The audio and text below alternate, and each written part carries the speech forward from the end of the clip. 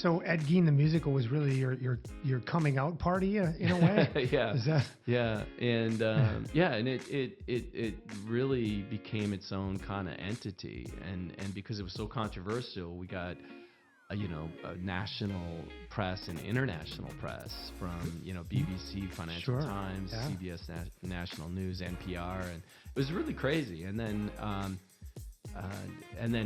after it had run, and then PBS had it on nationwide, and so a lot of good things from that. And I was like, well, let's put that to bed and do other projects. And then we did West of Thunder, and Jody Marriott Barlev and Avi Barlev were our executive producers, and that had its own success. And then I've just kind of done different things, and I like to have different challenges. I like to try different things within the construct of creativity.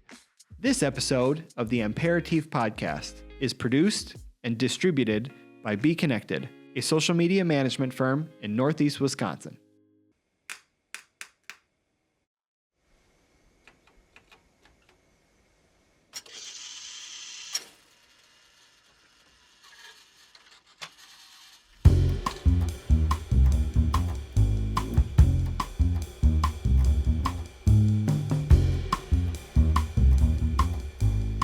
Okay, so welcome to the Ampéritif podcast. This is episode 8, and or 008, like I like to number them. It's very aspirational, I think. But and my guest today is Dan Davies. Now, so Dan, as I was doing the research for your intro, as is the case with many of my guests, there's a number of things that are on your resume. So you're an actor, you're a director, you're an author of books, but also a screenwriter and producer.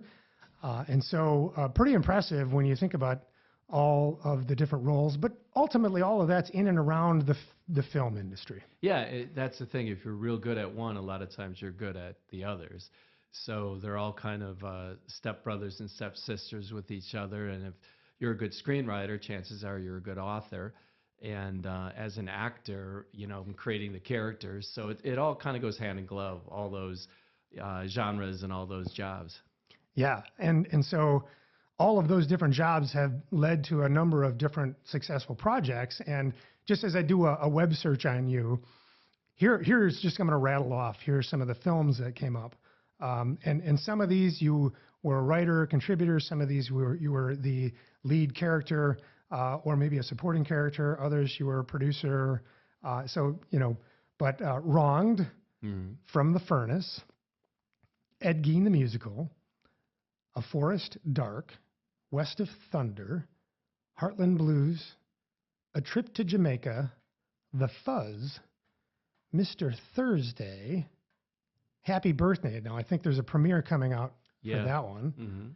And then Film, the movie. Flim. Yeah. Flim. Oh, sorry. Flim. I misread it there. Yeah, thanks. And then I Dream of... Psychopomp. Psychopomp. Yeah, thanks for... I had to make sure I was reading that right. And then Tempting Fate. So that's the list. I'm guessing there's some things missing from that list, but... There's a number of them, and, some of those movies are better than others, and some I really, really enjoy and brag on, and other times I'm just very honest about. Yeah, I totally get that sentiment. So for what it's worth, I bought Ed Gein the Musical last night on Amazon Prime. Because I thought I'm gonna buy it so that I can share it with people, down the road. But anyway, so last night was just like I thought, hey, Dan's coming in, I got to watch one of his movies, so I picked that one. So thank you. Yeah, so I enjoyed it. There's some great kind of tongue-in-cheek humor. Yeah. That I found quite entertaining. Well, I'm glad you. It's a different cup of tea, that's for sure. It is, yeah. But I can definitely see the kind of cult appeal. Yeah, that it has. It does have that, and that's really that's a great blessing. I'm very fortunate that there's a large portion of people that like it, which is really cool, and there's some that hate it, and that's okay too. So there's an icebreaker question that'll kind of tease at some of the haters. Anyway, I want to get into the cocktail a little bit and talk about that. So Dan had asked for, when we talked ahead of time, he said, you know what, I really love old fashions, and could you make me a carbless or sugar-free or diet old-fashioned? And so I went to Lulu, the podcast mixologist, with this challenge, and I thought, this is great. She'll love this challenge. And I thought she did a really nice job. So what we have, I'll say, is a healthy old-fashioned. That's awesome. I wouldn't say it's carb-free by any means, but I'll just give you kind of a rundown of the ingredients. But before I do, I found in my research the perfect segue into this, to our discussion of the cocktail. And so, without further ado, here we go. Is the intro on the on the cocktail.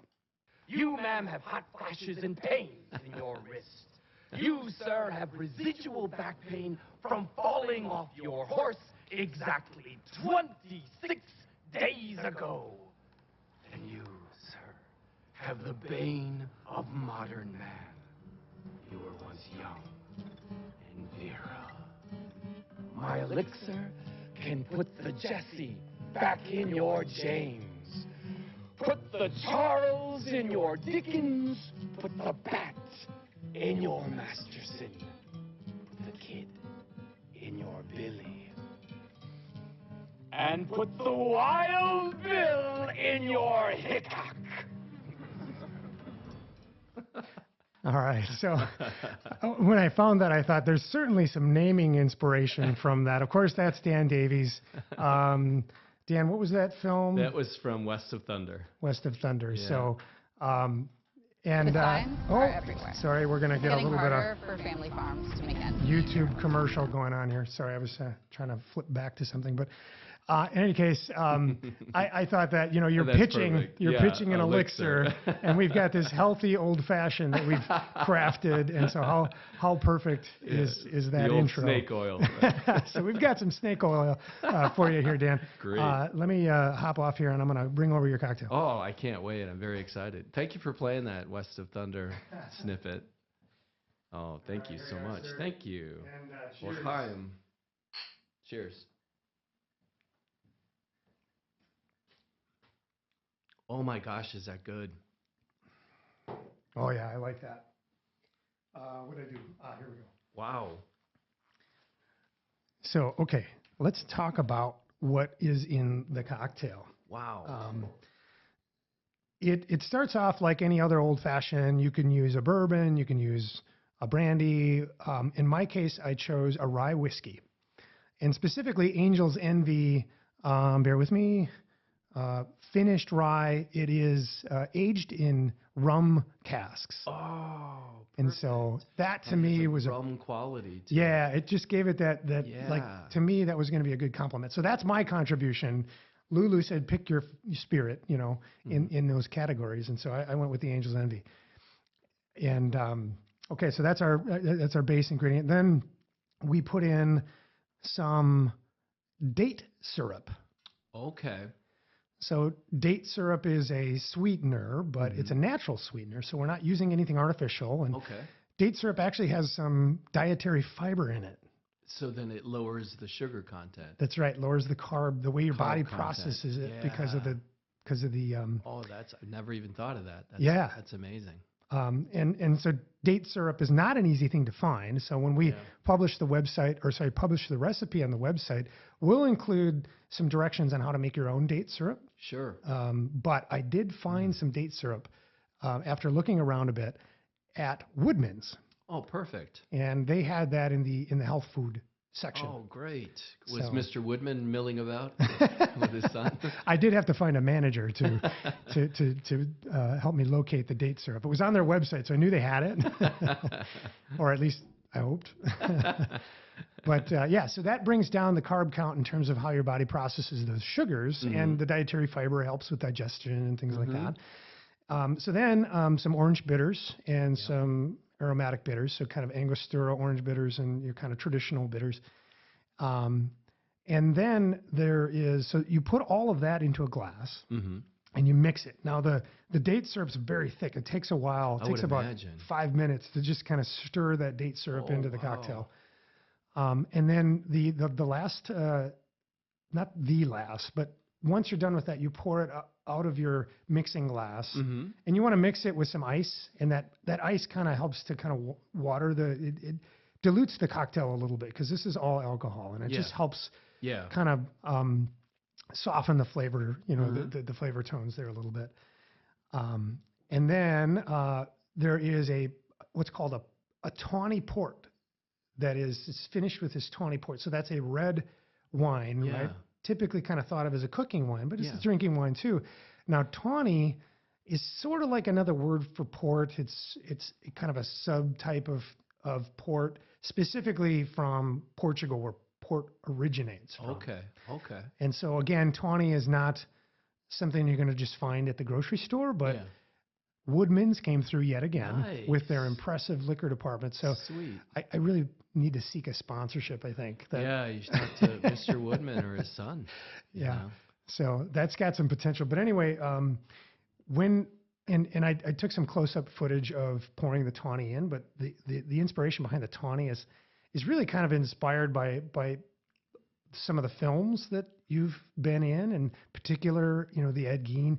It has a sort of blood-like quality to it as it goes into the cocktail. So there's a bit of a visual that you can kind of play off when you're pouring this. So I used actually a pour spout on the bottle of wine. Just kind of hold that up to the cocktail or to the camera here, the pour spout, so that as I'm pouring in the tawny port, it sort of drips in. Sure. Beautiful. But I specifically picked Sandeman. I think is how you pronounce that. Again, it's going to be from Portugal. But Sandeman has this caped figure as their sort of mascot or logo. And that to me kind of felt like it could be a character in one of your films. And West of Thunder, I wore a Western cape. Sure, yeah. So this is what they call a student's cape. It's a Portuguese thing. But I had to do a little bit of research to find out what this character was all about, to see if there was a tie-in. There's not really, but he's called the Don, for what it's worth. And here, we'll hold that up to the camera as well. So that's our Sandeman, yeah. And really, you could go with any tawny port, but I just thought the character on there sort of made me think of some of your films. But and then last thing, which is really a little bit of theatrics, is there's a lemon peel in there. Now, lemon peels have oil in them, and they're essential oils that have some health qualities. And I don't recall specifically anymore, but they're also flammable. And so you heat the lemon skin with a lighter to get those oils to kind of to express the oils, and so it'll get kind of shimmery, and then you squeeze it. And if you squeeze it into the flame, it'll go and give you this little shot of flame. And it's just theatrics, really. But then now that the oils are sort of on the surface of the skin, you throw the skin in there, and it just kind of tops it off. This is absolutely. You know what it reminds me of, Mike? I've been to places like in New York or Chicago that actually do the old school cocktails that were big, let's say in the 20s and 30s. Yeah. Okay. This reminds me of what an old fashioned might have been in the 20s, 30s, or 40s. It just has that, I hate saying it, but film noir quality. Sure. But it's awesome. It does. So anyway, I thought that maybe I'd show you that bit of flash, but in the interest of time, I'm going to keep us rolling here. We'll edit in, because I do have some footage of that. Sure. We'll edit that into the episode. That's awesome. During this bit. Of course, as always, this cocktail is inspired by my guest, Dan Davies. So this is a one-of-a-kind, crafted for this episode, crafted for Dan. And we've got to give it a name, Dan. Well, since there's wine in it, a port wine in it, and our earlier conversation before we were on air was about when Christ was at the wedding at Cana and turned water into wine.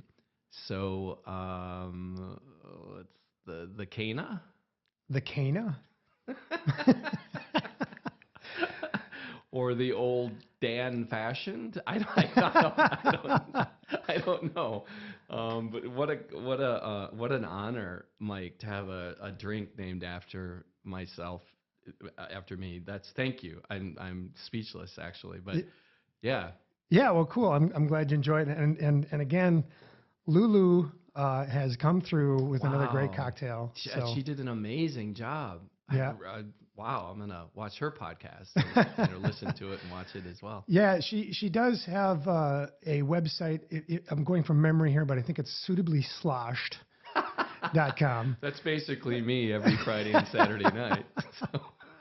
I should have added that to your intro, like self-described functioning alcoholic. Yeah, high functioning. My functioning. dad always wanted me to put that in there. He said, High functioning. He goes, "You're high functioning." Danny, let me tell you, my son, you're high functioning alcoholic. You're doing your people really well. You're Irish and Indian. You're doing them both justice. So it's like, I think I'd have liked your dad. he just passed a couple years ago, and it was just a wonderful guy. Really was. Yeah, that's great. But what a great, just in a nugget there, sense of his personality. Yeah, he was that way. Yeah, he was very, very funny. Really interesting, a complex man, a little different, complicated. Sure. But wonderful. Was a great dad. Yeah. Well, that's great. I think we all need a great dad and you bet influence in our lives. That's the number one, earthly purpose. If you have kids, first of all, your husband, then you're a great dad. It's the most important jobs, you have in the world. Yeah. So, on this plane of existence. So this sparked a thought for me along those lines. So you started our conversation today with some scripture and some, kind of referencing the wedding at Cana and the story behind that, where Jesus turns water into wine. And so when you talk about fatherhood, sticking again with the Holy Family there, Joseph has always been an inspiration to me. Yeah. He never utters a word in the Bible. No. Yet he is this man that protected his family. Yep. And he did it in a humble way. Very humble way. Loved his son, and he knew exactly who his son was. Right. Knew exactly that he was God incarnate, that he was the Moshiach, that he was the Messiah, that he was the Son of God. And he was a great, great dad, not just a stepdad. It's like, when God chose Mary, he also chose Joseph. And that's important to know. Yeah, he did. He just kind of kept his, he just loved his son and loved his wife. And, isn't that the most important thing in the world to do? It is. And for me, that humility is where I really try to draw inspiration and look for guidance at times. Yeah.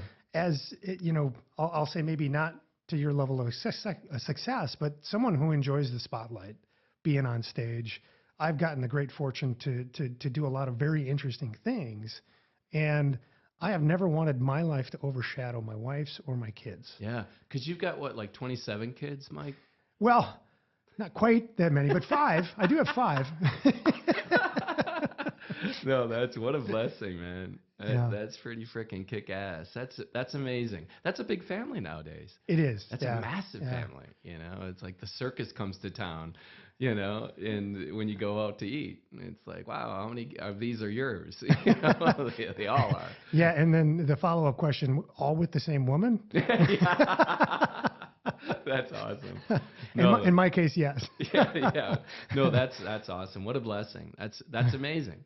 Yeah, and that's it's again, it's why we're here, and it's one of the major reasons why we're here, and being a great dad and being a humble, dad, and just, showing the kids, hey, I'm your dad. I'm not your friend, but I'll be your best friend someday. When you turn 21, we'll go out for a wine or a beer, and then we could be friends.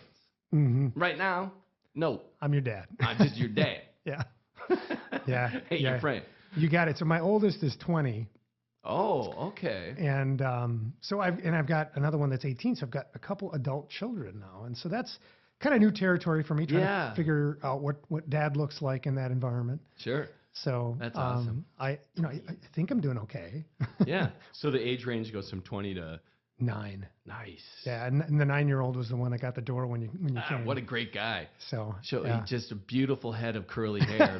Before I have these toupees, man. I know. That's what my hair was. I'm like, Yeah. I miss that. Literally, my hair was, I had the white man's afro. And growing up, and then people would hide things in my hair. Like the girl behind me in school, I'd get home and there'd be a pencil or an eraser stuck in my hair. And I would hide sandwiches in my hair, like literally, like chunks of sandwich in my hair. But now it's just all manufactured and grown on a farm in India, which is okay. Well, I can certainly relate to the sentiment of hair envy. But it looks good, man. Yeah. You shaved it all down. That's what you're supposed to do. It looks good. Yeah. So I guess I lucked out in that regard because I sort of works for me, right? But I didn't know going into it, so there was a little bit of risk. Well, you don't know if you're gonna have like some weird ass, bump on your head or something like that where people are staring at it, going, "Is that where you keep your luggage?" Right. I will say that over the years, as I get older, there are things growing on my head that it's weren't weird. there before. And then we don't get hair on top. We get hair at different places on our ears. I have one in the middle of my nose, which is just strange. It's like, wow. So I get one out of the middle of my forehead. Okay. And it just shows up. And it'll be like 2 inches long. Yeah, that's the thing. Mine shows up too. It's like it's like it's touching. I'm talking to somebody, and your nose hair is touching me. Can we but it wasn't there down? like 5 minutes ago. No, it was crazy. That's the weirdest thing too. It's like I look in the mirror. I'm like, what the hell? How come I didn't notice this? I'm glad to know I'm not the only one, Dan. Yeah, that's great. Oh, I love it. Oh, that's awesome. All right, well, we're gonna like kind of let this settle for a bit and come back to the naming thing. Okay. We had a couple options thrown out there. I thought the skit that I played earlier, the part from West of Thunder. West of Thunder was there was some naming inspiration in there. Yeah, for sure. Yeah, that's when it aired on Hulu, it was neat because I got such a neat kind of response from people that had kind of ferreted me out via IMDb, and they specifically like that scene because it has a double entendre throughout it. Yeah. And it's funny too, when I was doing that those people I was pointing to, each one of them had that malady. So that's real. Like in real life? In real life. Perfect. It always helps when there's a little like real inspiration to you make bet. to make the film go. Right? Method Yeah, exactly. Yeah. So, but anyway, I do want to kind of pivot here and get into our icebreaker questions. So this is just a fun segment that sometimes sparks a bit of conversation, but I'm gonna try like kind of rapid fire. Let's just go through. Don't hesitate. Just the first thing that comes to mind, just spit it out. Okay. And so in front of you is an ice bucket. Yep. And I'm going to see if I can get the ice bucket. No, it's not quite on camera, but that's okay. You want me to move it at all? Nah, it's fine. Okay. Inside that ice bucket is a bunch of questions written out. And so let's just go through them. Pick them out. Okay. And just one at a time. Rapid fire. Yeah. Okay. Who is your favorite co-star? Eric Roberts, Academy nominated actor, Golden Globe winner, Eric Roberts.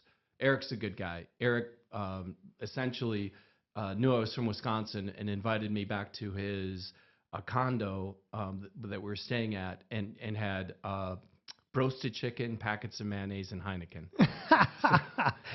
What a nice guy! Yeah, real good guy. Thanks for being here. Here's a little taste of home. Just keep going with these. Yep, just keep going. Okay. Yeah, you got it. Do you want me to extrapolate on them or just one-word answers? Yeah, just keep it short, and then we'll come back to the ones that are. Have you gotten hate mail, and if so, what's your favorite? For Ed Gein the musical, an 80-some-year-old lady wanted to basically brutally murder me because of the controversy behind Ed Gein the musical. Have you ever walked off a set? Yes, I did on a film with D.B. Sweeney that because of problems never got released called Mr. Thursday. I walked off the set, went straight into a bar in Davenport, Iowa. Okay. And what'd you order? I'm usually a beer guy, Okay. so it was like a Pabst, or they had like Pabst or Old Style there, I think it was. Do you rather drink beer or work out? I love both, to be honest with you, but I'd much rather be drinking a beer after a workout. There you go. Okay, let's see. Or before, for a or little bit of before the carb workout, loading. yeah. Yeah. If your life were a meme, what would the caption be? Dear Lord, I am so screwed. Okay. I don't know. So let's see. What was your most critically acclaimed film? West of Thunder Okay. was by far, and that's my favorite film too. Yeah. Okay. I think that question's in there somewhere. Okay. What is your favorite role you've ever played? Henry Seed from West of Thunder is by far. I was able to do an homage to my ethnicity and to just a lot of things. What Perfect. do you like better, writing, acting, or directing? I love writing. Acting is great. Secondarily, directing is third. Do you want all these answered, Mike? Yeah. Yeah. Oh, Keep rolling. You excellent. bet. Okay. Yeah. Who's the most famous person in the contacts on your phone? I've had conversations with John Travolta and Ethan Hawke. But contacts, I'm trying to run through a bunch, and I probably shouldn't say any of them. So there's been a suggestion Yeah. that we have you bring up your phone and actually let's give them a call. But no, we don't have They're to do all that. under weird names. What is your favorite dumb response when you tell people what you do? Shoot, I don't know. Well, and I'm not politically correct when I say this, but a lot of times people will say, hey there, young man. So thank you. I'm not young, but thank you for the compliment. Well, you look kind of sort of familiar. What do you do? I star in gay midget porn. I love it.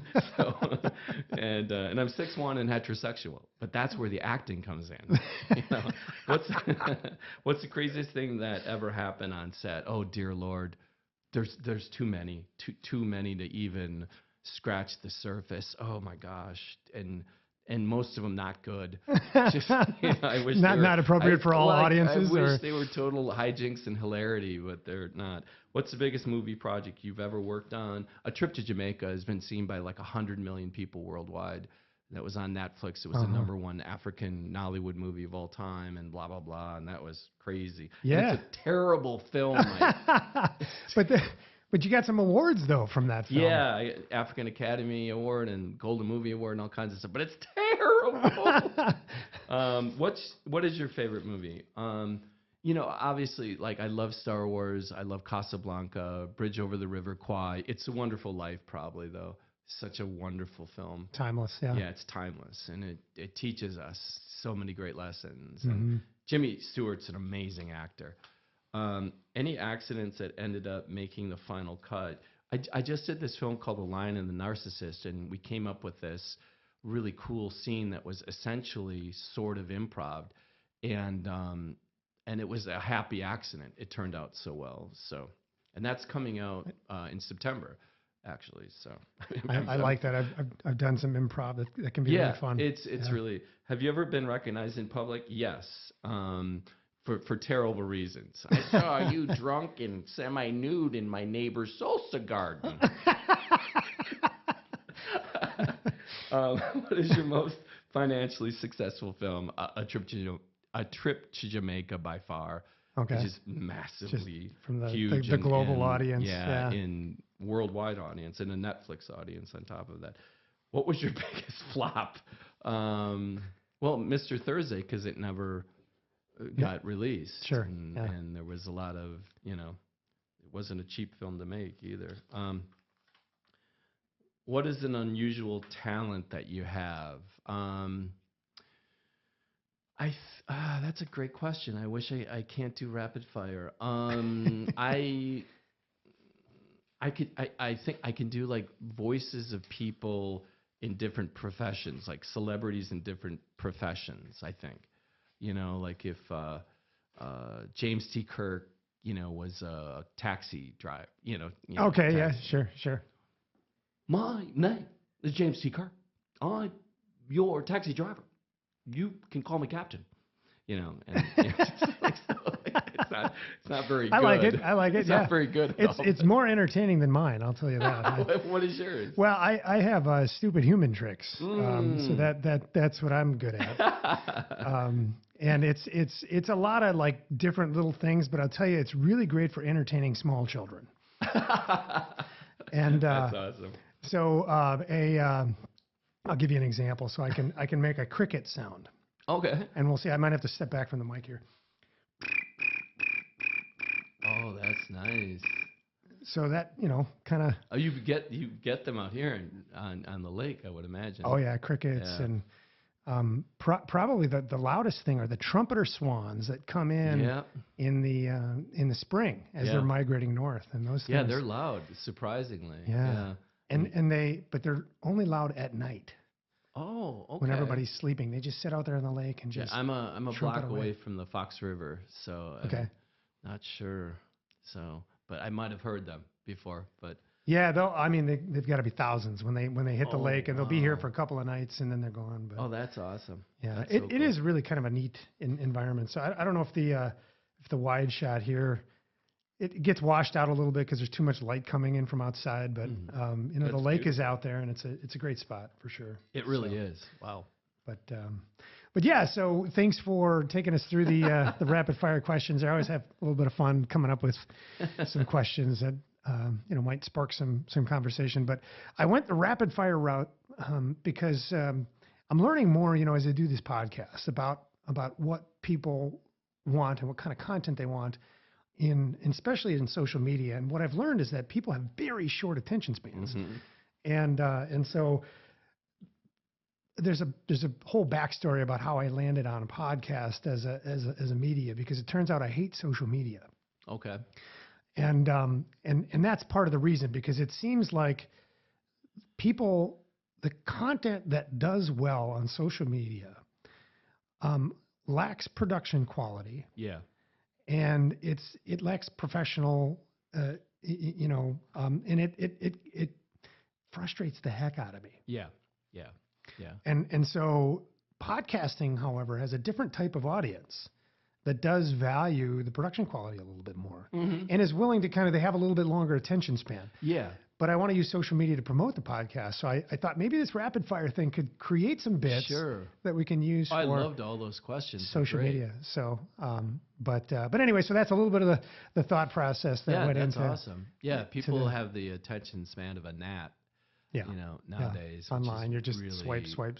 Sad, and I think it kind of fosters ADD and ADHD. I mean, everybody has a version of that on some level. Like, as a matter of fact, as I'm talking to you, I see a squirrel out there licking on an ice cream cone. An actual squirrel. Yeah, it's vanilla, I think.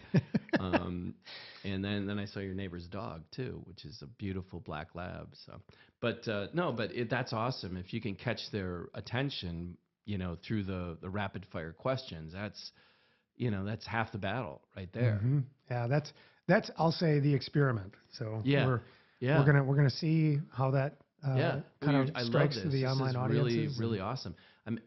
Mike, that's the thing too. It's like people should be able to kind of stretch, the envelope, or stretch their boundaries a little to do these things. And we're all given God-given talents, and we just have to find out what those are and use those. Mine was drinking and passing out, again, semi-nude in my neighbor's salsa garden. But everybody has to have a skill. Yeah, and the entertainment value on that's like through the roof. It's huge. Yeah. Remember, I'm semi-nude. Right. You got to leave something. Yeah. For the imagination. Well, this drink kind of hit me. I love it. Yeah, I'm glad you enjoy it. So I had to practice, because I got to tell you, I've learned now when it comes to Lulu's recipes that I should not save the first time for the episode, because I'm going to screw it up. Yeah. And part of that's because I'm an idiot and I really have no idea what I'm doing.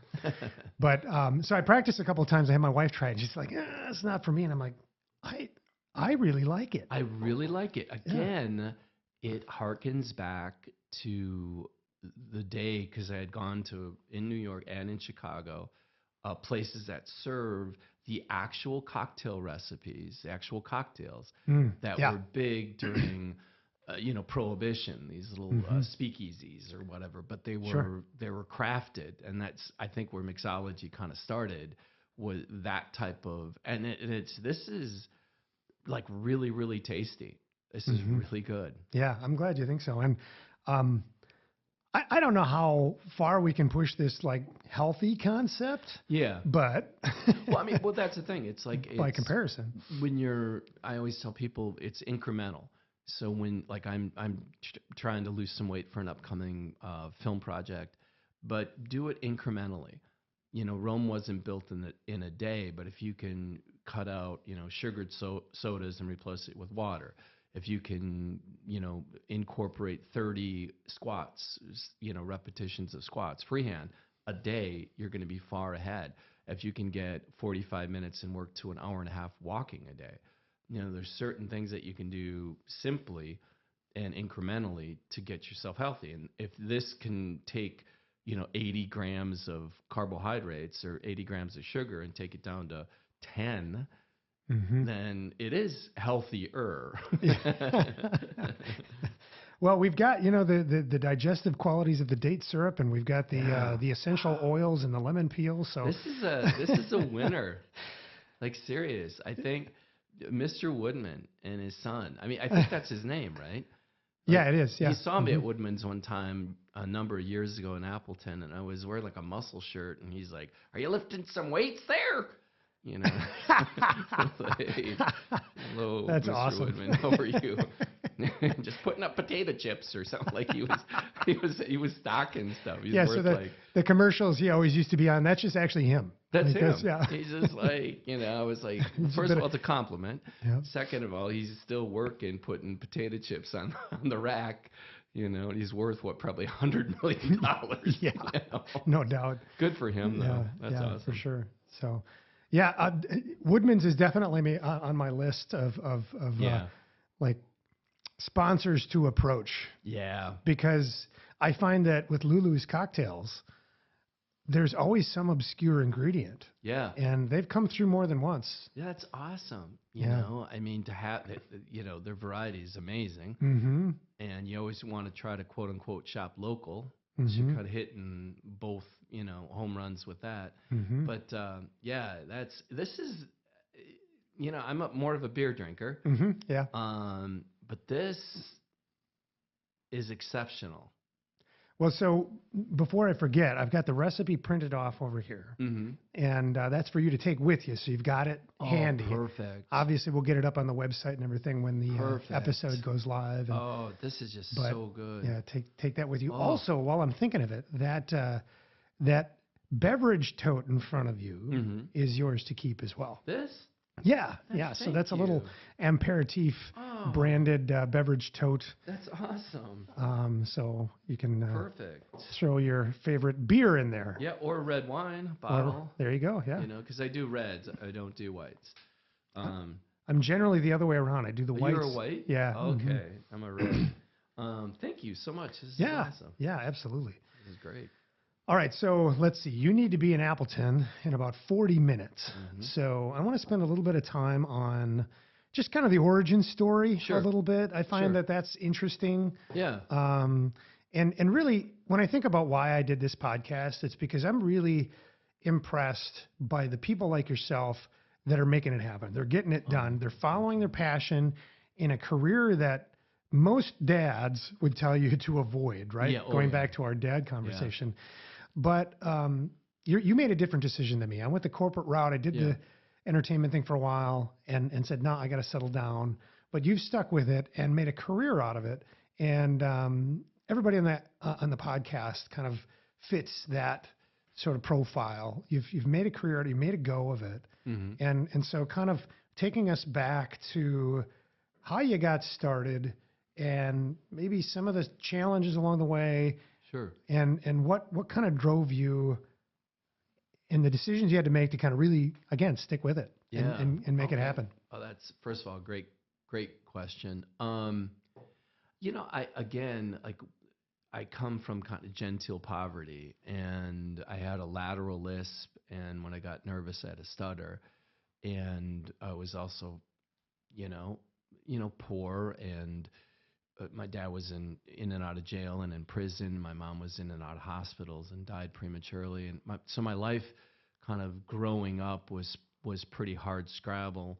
But I realized I was good at when you don't have a lot of money and you have a shit ton of brothers and sisters, especially all my brothers and myself in one bedroom.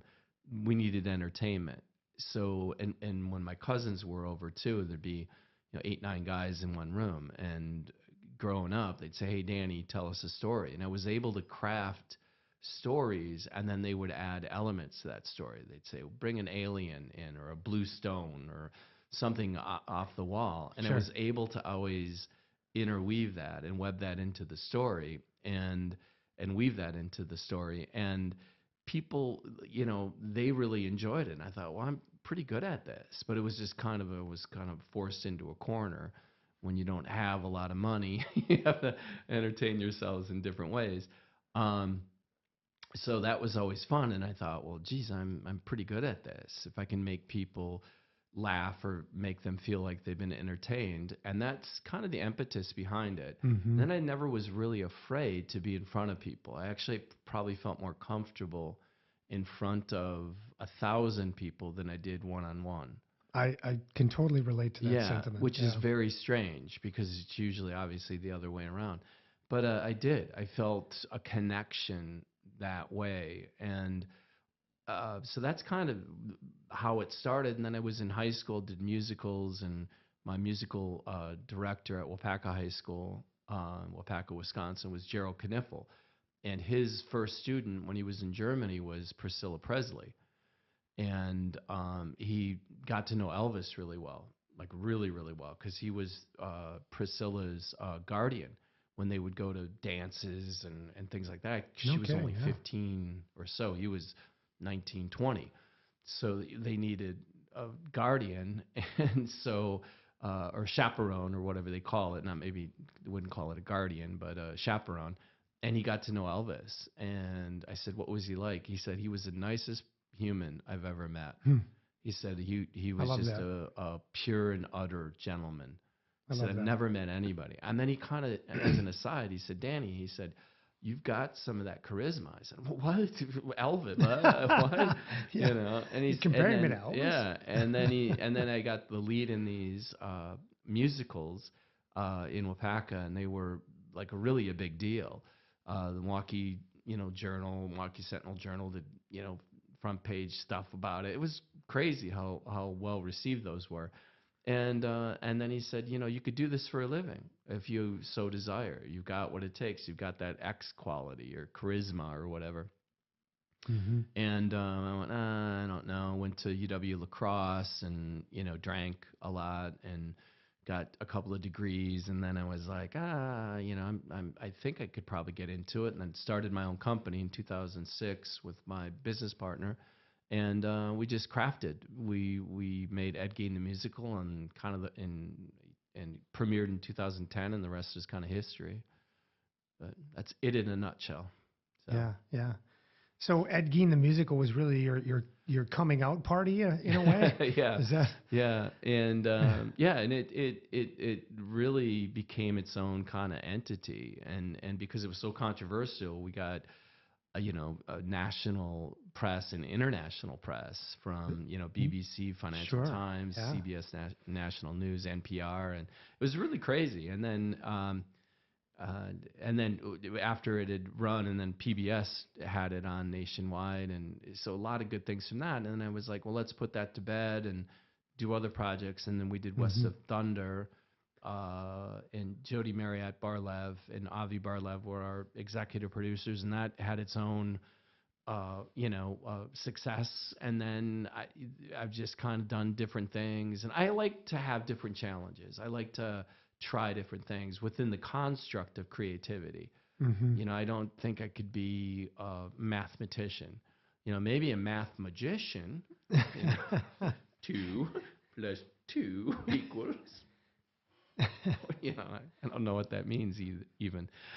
This is awesome.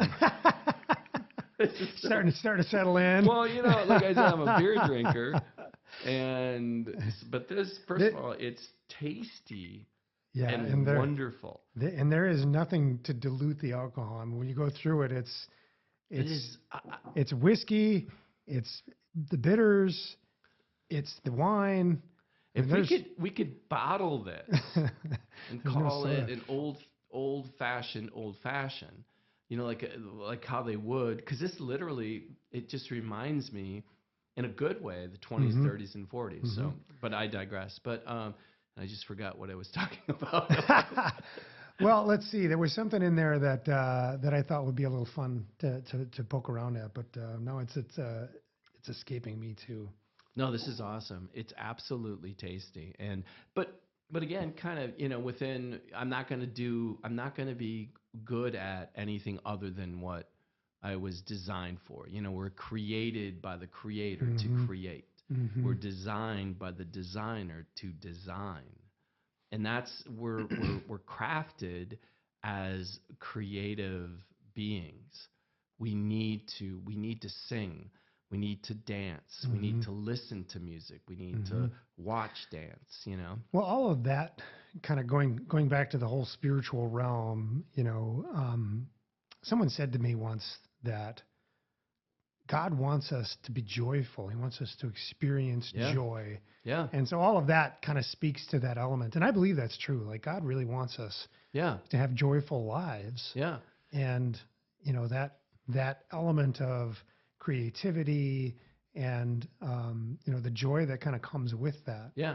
Even the construct of hallelujah, just that, if you think of it, it's joyful noise to God's ears, and it's joyful noise to our ears. And he's like, you guys, I know what I'm doing, and you guys enjoy this. These are the gifts that are given. I mean, life is tough, man. It's tough, and the things that give us joy a lot of times are the creative endeavors. Even sports is in essence a creative endeavor. And if you think about it, it really is. And it's their way of physically becoming creative. Michael Jordan was, painted, was a poet, was a ballerina, and ballet artist when he played. And Willie Mays the same way. And so, it's just something for us to enjoy. So that sports reference reminded me of the thing I wanted to poke around at a little bit. So I'm going back to high school now when you were in those musicals and getting some notoriety. And I'm thinking, all right, would you say 6'2"? I'm 6'1". 6'1", all right, Yeah. but so I'm 5'8", so 6'1" is a big guy to me, right? And I'm thinking, all right, Wapaka, Wisconsin, 6'1". This kid should have been a linebacker on the football team. He's in theater. Small enough community, though. You might have done both. Wapaka was really cool because we had a lot of the football players and basketball players and baseball players in choir. Like Gerald Kniffel was really cool about just saying, guys, you want to be well-rounded. You just don't want to be a jock. You want to be all of these things, and a man for all seasons, a Renaissance person. So we did have the athletes were in choir. I mean, it was a high school of 800, and 500 to 600 of the kids were either in band or choir. So literally 3/4 of the high school was involved, and that's Jerry Kniffel. And he's in heaven right now and died. Oh boy, I can't even remember. But what a wonderful man, and loved people, and, That's great. Loved God and loved people. Loved alcohol. Holy shit, did he get drunk? Jeez. There's a theme there. Well, yeah, and it's funny because when I was 16 and I was the one of the leads in the play, he's like, Danny, come to my house. We're having a closing party. You got all kinds of food and all kinds of stuff. Why don't you show up and just enjoy yourself? I'm like, sure, Mr. Kniffel, Mr. K, I'll do that. So I'm like, do. Get there, and he goes, Danny, what would you like to drink? I'm like, well, I don't know, 7 Up. And he goes, you like beer, don't you? So So he hands me this ice cold, I think it was Old Style shoot. or Miller or whatever, and I'm like, wow, this is great. That's the kind of thing that just would not happen. No, today. hell no. No, today, oh dear Lord, they'd arrest his ass. Yeah, for sure. But he really had a love for people and knew that too. And he said, these are God's gifts. These are things we need to enjoy. We can enjoy a Packer game as much as we can enjoy the opera or a concert or a book. I would like to have met this man. He was like such Mike. You would have loved him. Yeah. And I'm sorry I'm going kind of off on him a little bit, but not off on him, but I'm talking about him a lot. But I just absolutely loved him. Well, so what my takeaway is from that is, again, we kind of wanted to talk a little bit about the origin story. Yeah. And part of your origin story are those influential personalities that that you encounter in those times in your life. Yeah. And so I think absolutely relevant to this conversation. Good. I'm glad I didn't get off too far off base with everything. But it's true. I always tell people I get an opportunity to talk to neophyte and novice people getting into the business or young people, and I just tell them, enjoy yourself with it. Do things that you enjoy. Work super hard. Learn as much as you possibly can and learn about mathematics and engineering, because that's important. That's super important too, and you'll use it in the real world. And I use my math. I'm an amateur mathematician. Like I said, a math magician. But I use that when I construct, when I set my goals, when I craft my screenplays, when I do my novels, when I publish things. That's all part of it. Those metrics and that, Well, to me, that speaks to the multidimensional nature of successful people. So in my, broader experience, I've encountered a lot of people who are successful in, various different aspects of life. But generally, they're if you dig deeper, you understand that they're multidimensional people. Yeah. And you draw from all of those different things. Yeah. At different times. You bet. You want to be well-rounded when you go into anything.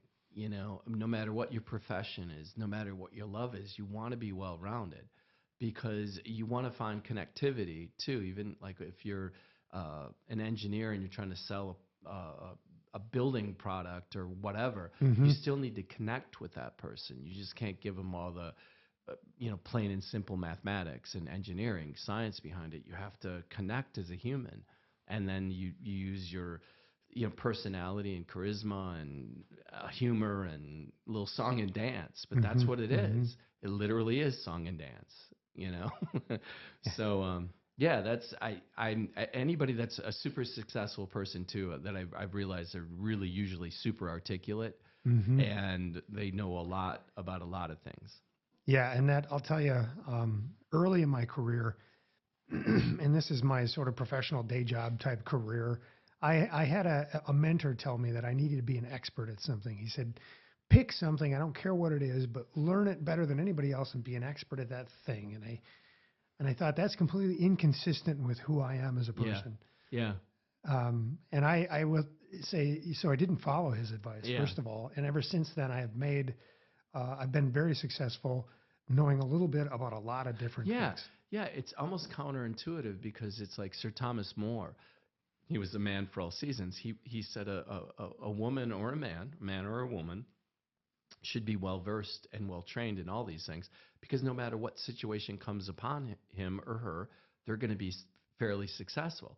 I get into arguments with people. I go, if you're blind, have blinders on and learn one specific thing to the exclusion of everything else, true geniuses in my mind are Leonardo da Vinci or Einstein, who also not only got math, but all kinds of different things.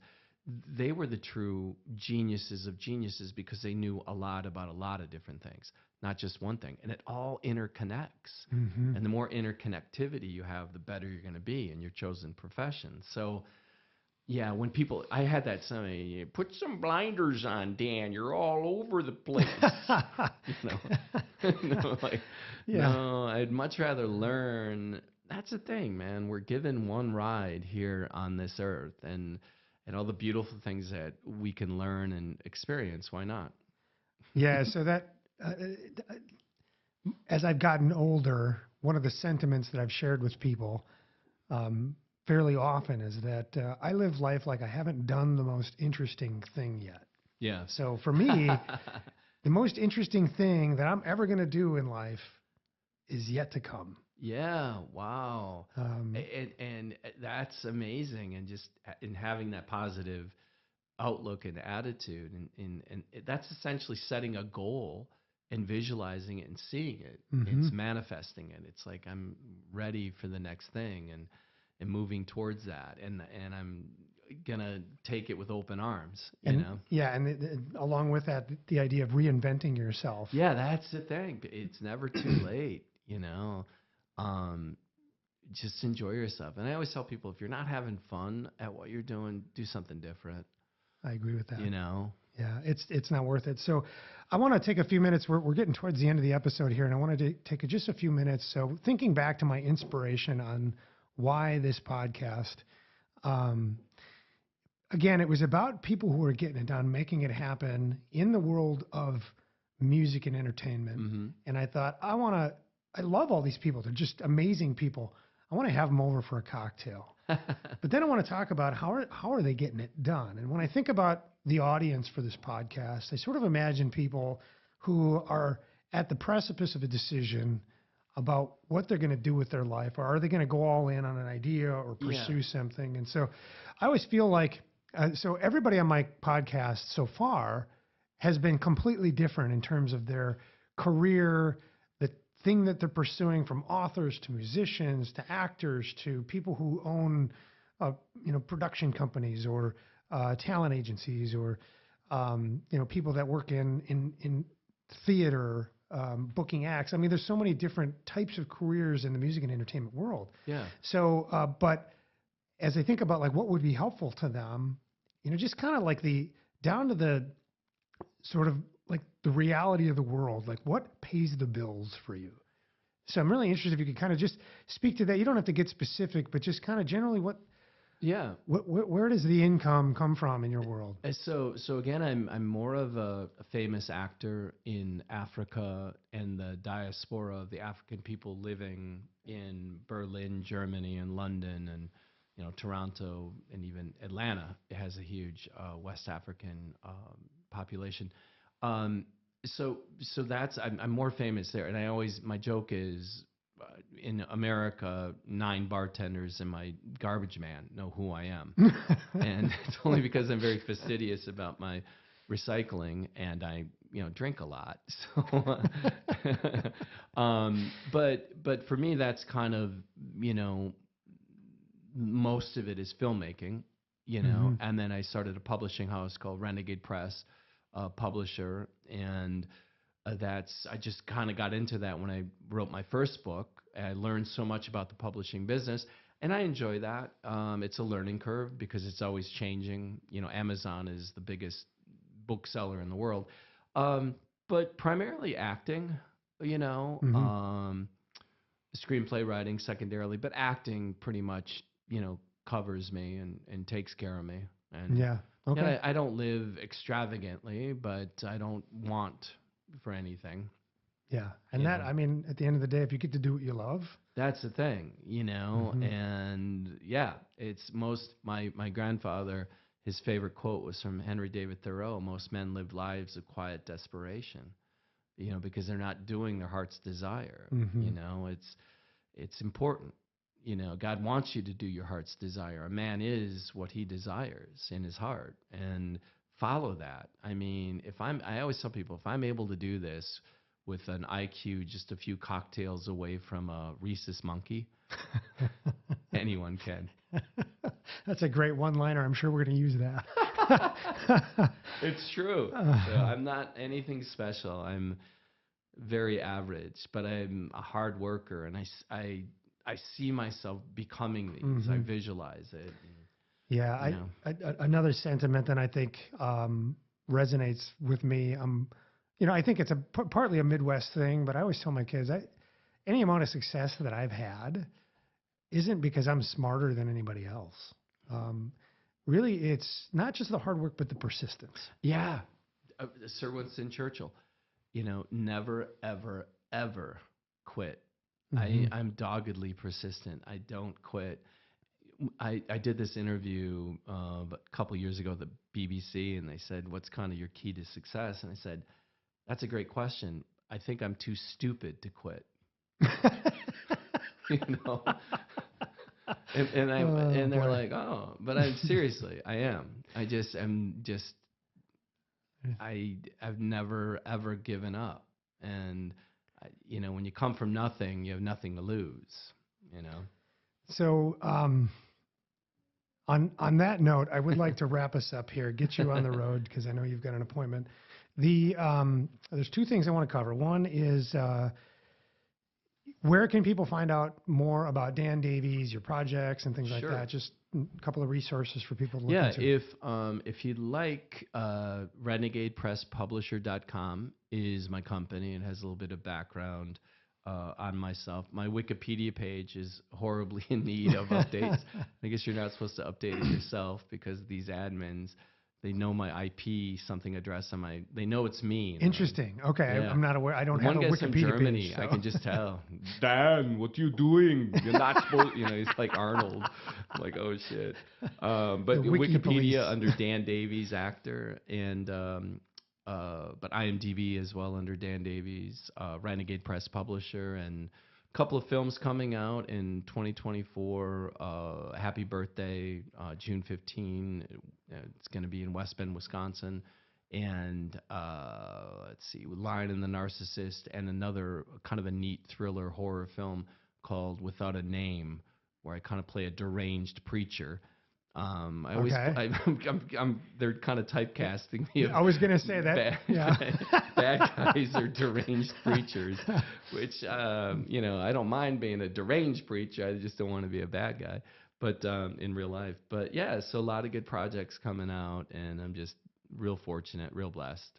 Yeah. Well, that's great. I'm looking forward to that. If I have an opportunity to attend those premieres, Oh, yeah, please come down. Bring 27 of your kids. Come on. You'll get the kid discount. Perfect. I love it.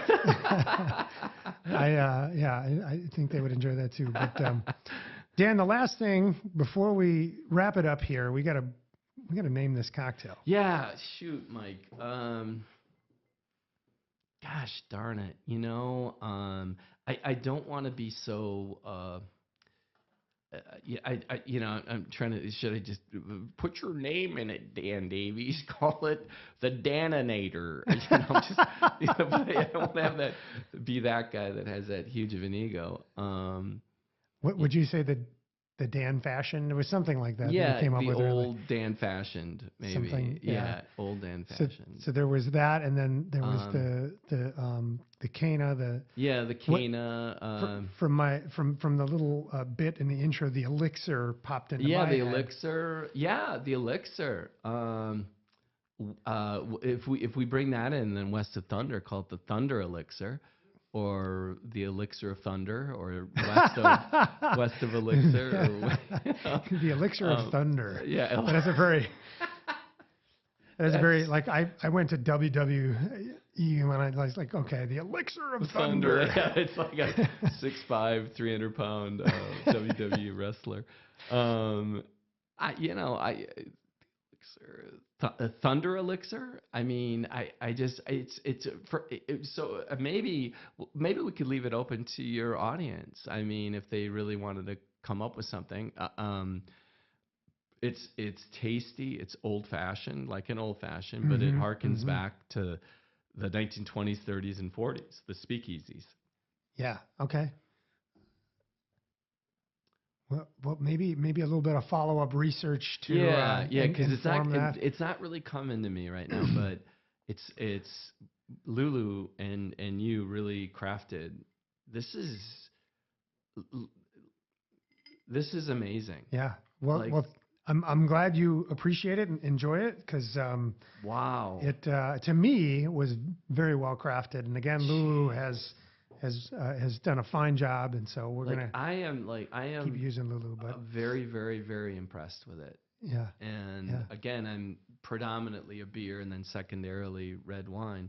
So not much of a cocktail drinker, Sure. but Yeah. shit, this would make me one. Yeah, make me even worse of a high functioning I alcoholic. can say this will cure what ails you. Yeah, so wow.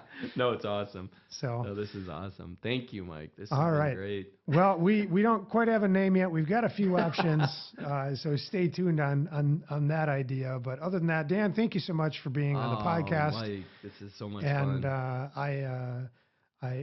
I enjoyed our time together, and Yeah. hopefully this isn't the last cocktail. No, for that sure. we For share. sure. I would love to, and thank you again for having me on your show. And I'm proud of what you're doing, and proud of, being just all the things that you do. You are truly a man for all seasons.